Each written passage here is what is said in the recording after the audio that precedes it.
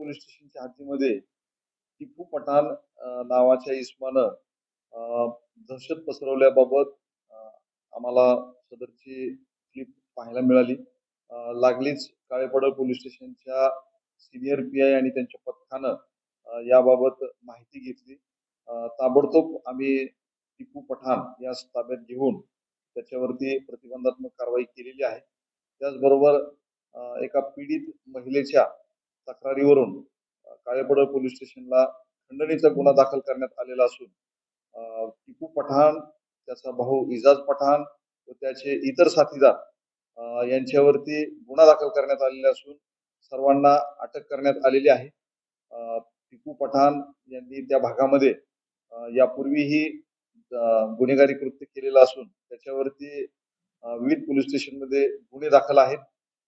त्या दृष्टीनं आम्ही त्याच्यावरती मोक्कासारखी कारवाई करण्यासाठी सुद्धा पूर्णपणे चाचपणी करत आहोत आणि आपल्या माध्यमातून मी आपणा सर्वांना सांगू इच्छितो की अशा पद्धतीनं जर कोणी दहशत पसरवत असतील, गुन्हेगारी कृत्य करत असतील तर त्यांना आम्ही जागेवरच ठेचून काढू आणि कडक कारवाई करू.